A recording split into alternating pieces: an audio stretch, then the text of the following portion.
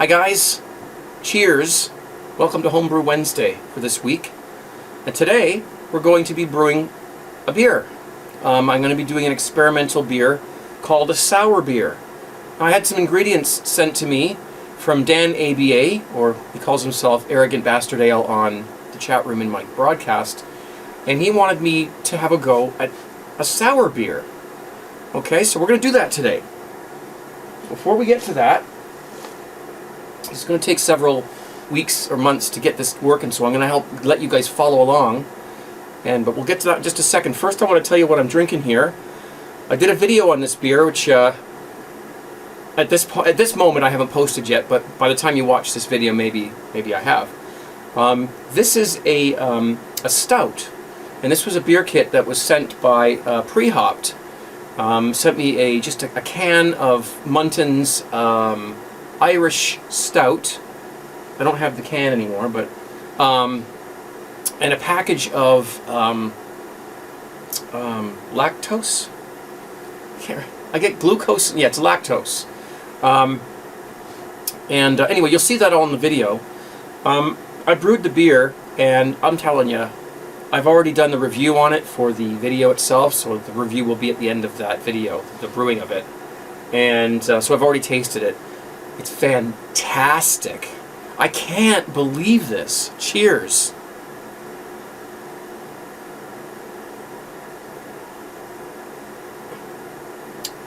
It's out of this world. It's a partial mash beer.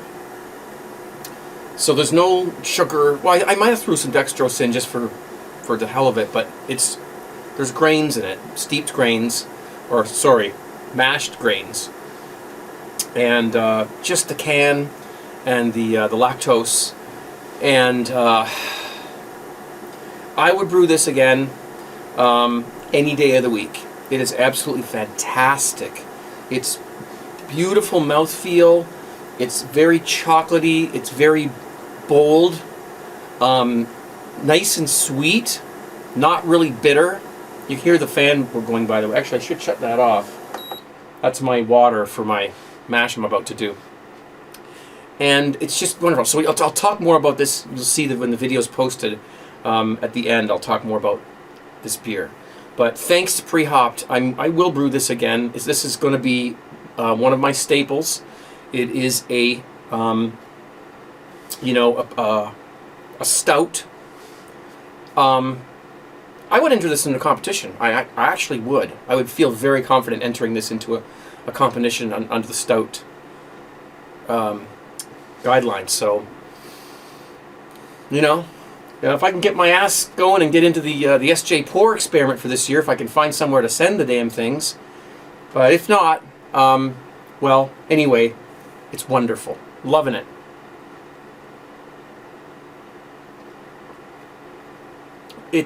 Oh, okay. Let's move on.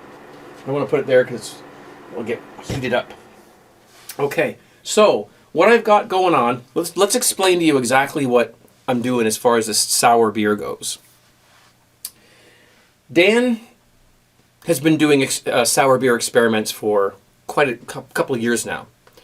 And so I'll put a link to his YouTube channel down below, so in the description. So when you're done watching this, you can go there and look up his sour beer experiments. Basically, sour beer, excuse me, love it. Sour beer is beer that's gone sour. You could picture yourself perhaps making a batch of beer and fermenting it with the lid off, with no lid, no airlock, nothing, just and letting it naturally sort of sour, and maybe like sort of get infected, if you will. But that's a little touch and go. I don't think I would do that. Although there is a channel on YouTube where they actually made a wort, okay, and they put it in this big. It looks like a huge. They made it out of sheet metal. It was a huge tray. It looks like an air hockey game, but a big one, in his garage. And so they put the wort in there after it was done boiling and everything, and they let it sit overnight in the open. with, you know, whatever, bugs and flies, or I don't know. And they let it just sort of gather the natural yeasts and bacteria from the air. And then they brewed it normally after that. Now, I don't remember how it tasted, like how they described it, but you can, in certain controlled conditions, you can make a sour beer that, if you like sour things, like I'm a big fan of vinegar. You know, I'll drink apple cider vinegar right out of a glass. So I'm thinking that I'm going to like this. So it's going to be very interesting. So here's what he sent. All right, let's just take a look. We've got about 2 pounds of grains, which is an all grain recipe, 1 gallon batch. Okay, so I'm going to be brewing it in one of my glass. What's up there? I'll get it later. One of my little glass containers. There's 2 pounds, 2 pounds, 8 ounces of grain in here. And what we're going to do is we're going to mash this for an hour, just like you normally do. Okay. And as per sort of the style guidelines, we're going to add some hops to the mash. Okay, this is mash hopping, right? These are old hops that I have. Low alpha, I believe they're Cascades. Aged hops, hardly any aroma. That's what you want, okay? Because you don't want to kill the bacteria that's going to make it sour with hops, because that's what hops do. They're antibacterial. So I'm going to follow. I've got Dan's instructions here on the screen. So along with that, we have this. Now this is a vial of lactobacillus bacteria. This is what's going to make the beer sour. And so, contrary to all the, you know, instructions and things that we've taught you over the years and talked about, we're going to do something totally off the wall here. And that is, you know, to make a sour beer, you have to sour the wort. So what we're going to do, and we're going to do this right here. We're going to mash this wort for an hour, or mash the grains, I mean, sorry. And then we're going to, with some hops added, right in the mash, and that's people do that sometimes. And traditionally, when they used to make this beer, historically, that's what they would do. They would put the hops right into the mash. We're going to bring it up to a boil for 5 minutes. We're going to cool it down to about 100 degrees Fahrenheit, and then we're going to add this bacteria, lactobacillus. Okay, I can't wait to smell this stuff. It probably smells terrible. In fact, I'm told that I'm told that the wort is going to taste terrible. Oh God.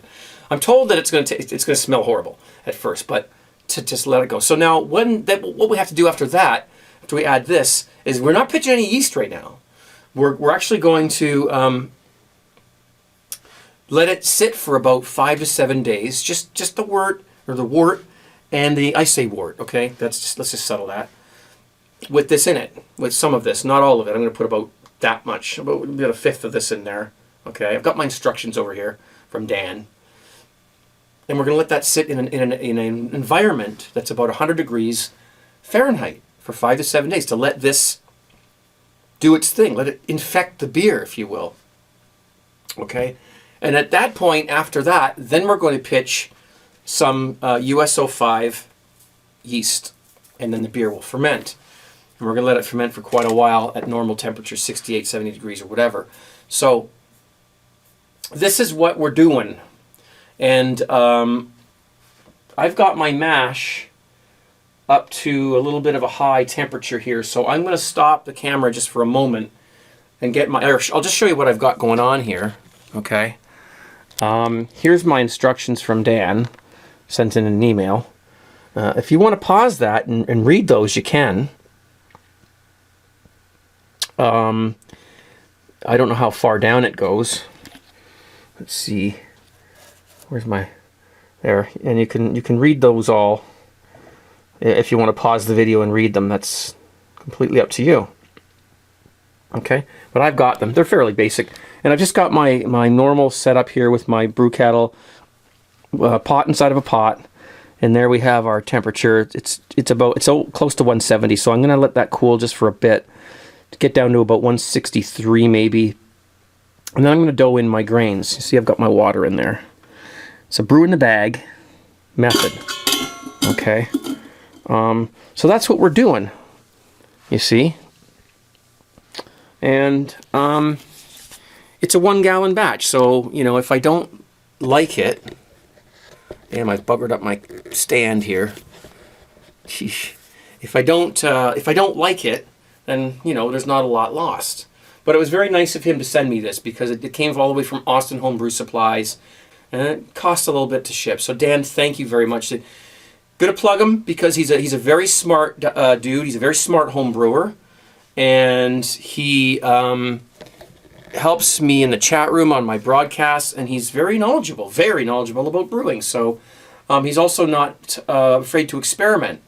So I hope I'm on camera here, and that. So thanks to Dan.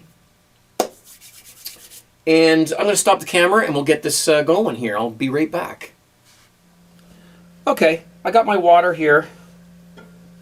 Now I got about 1 gallon of water here, which is a little less than what Dan recommended, but I'm looking at a tighter mash. And I have to add some water later to bring it up because we're going to lose some of it, obviously, from the grains because they soak it up. So I've got my water at about 165. Doing the pot within a pot, brew in the bag method here.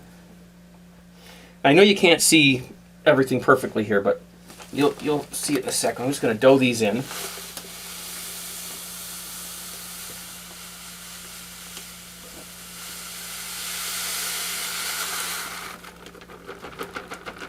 All right, and I'll grab the camera so that you guys can see what we're doing here. Okay.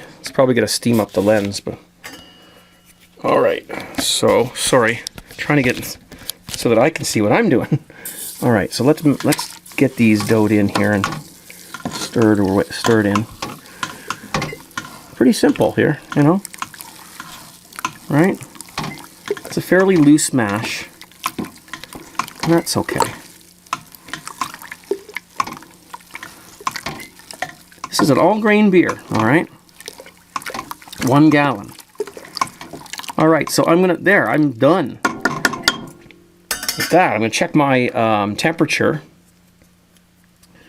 to see what our mash temp is at. See if I need to bring it down a little bit here. Oh, I told you the camera's gonna steam up. Okay, I'm gonna say I'll stop the camera. We'll come back a sec. Okay, I got the lid on here because I got it down to 153, and I just slammed on the lid, and that's where we're at. Okay, so I'm going to leave this for an hour to mash, and then we'll come back and we'll do the rest. Okay, I've had this covered. It's been an hour and a half, so I'm sure that we're fine. Temperature's probably gone down a little bit. Let's just take a look to see where the temperature ended up. Okay, after an hour and a half, we ended up at about 145, but that's an hour and a half. So I assume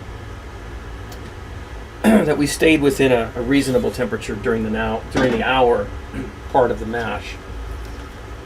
So now I'm going to remove the bag and let it strain. Well, not strain, but drain a little bit. Now, Dan says I don't have to sparge this.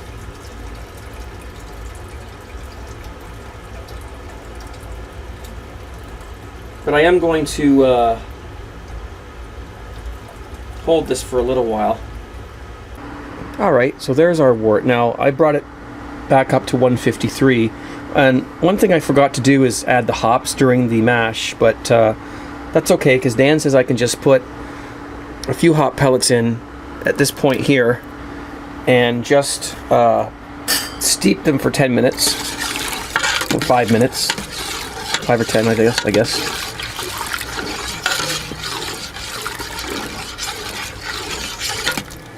Okay, so we'll let that go, and then we'll bring it up to a boil.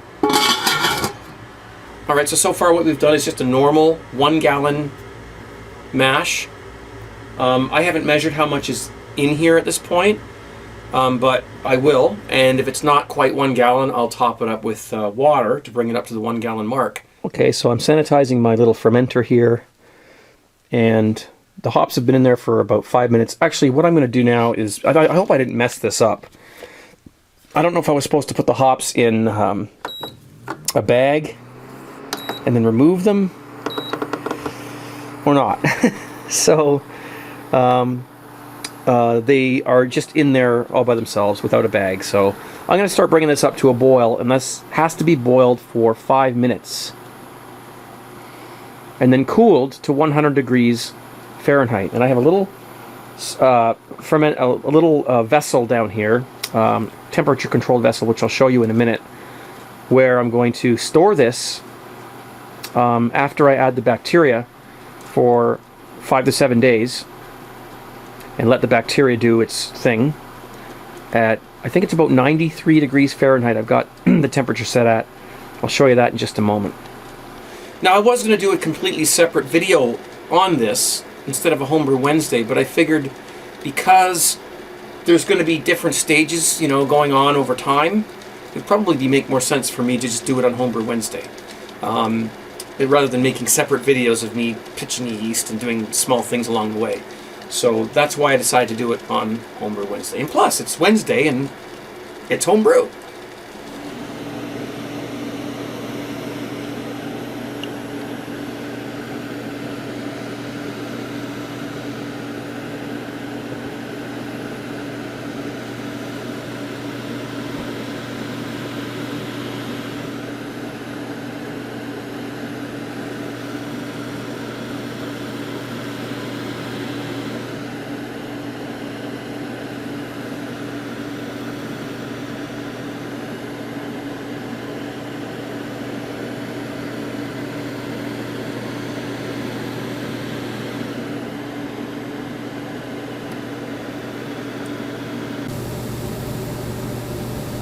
Okay, so we're going to go 5 minutes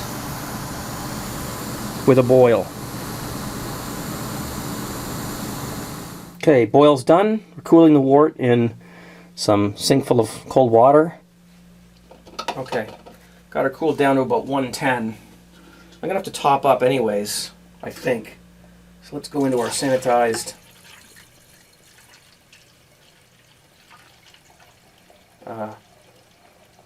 bottle here. A little bit of yeast stuff, or sorry, hop stuff in the bottom there. But okay, now before I do anything, I'm just going to whack on my airlock just quick. I want to take a gravity reading of this. It's a little warm, but I should be able to get a relatively accurate gravity reading, and we should end up with about 1.030 or somewhere in there, or 35. So let's check that. All right, I've topped this up as far as I think I can. The temperature is about 92 Fahrenheit, 192. 92 Fahrenheit. My original gravity is a little high. I've got 1.050, and it's not supposed to be that high. But I don't think it matters, unless I'm brewing within style guidelines. I'm just going to go ahead and pitch my lactobacillus bacteria. I could pour some of the wort out and add water, but I'm not going to do that. I can't bring myself to do that. So let's go ahead and add the. Let me see if I can get this camera. I'm doing this, you know, off the cuff here, so there we go. Okay, let me see if I can get this stuff in here. Get our airlock on. So here's the stuff. Give it a good shake. I can't wait to smell this.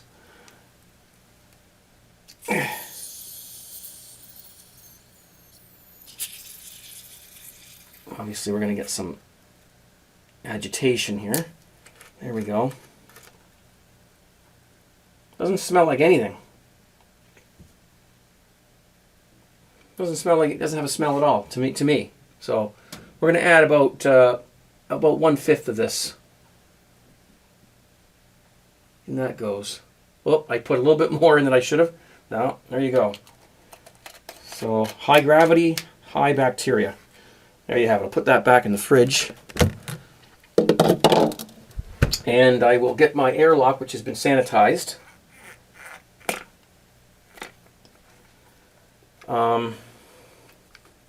Give that a little swirl.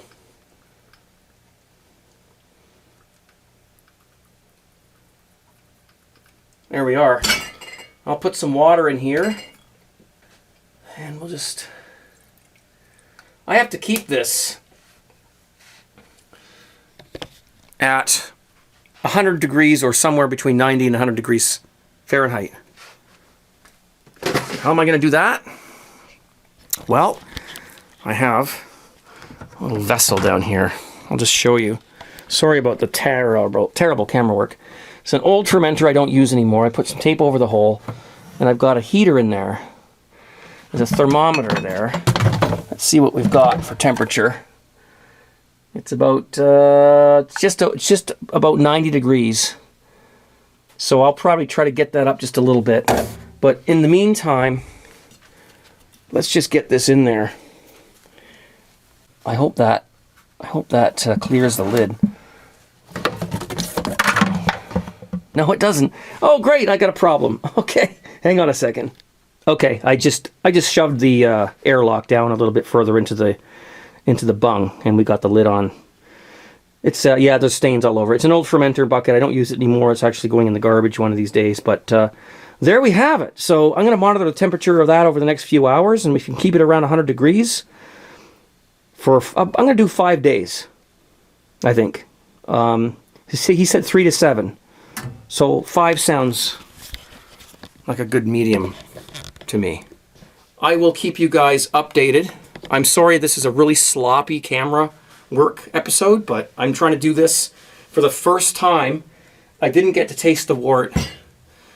My final gravity was a little high, and you know what? We're going by the seat of our pants. This is an experiment, and that's all it is. So I can't seem to get this damn fucking camera on. Next week on Homebrew Wednesday, we will see what it smells like, or looks like, or both, and then we'll pitch some yeast, and see what happens after that. It's an experiment. I can't wait to taste this stuff. Ugh.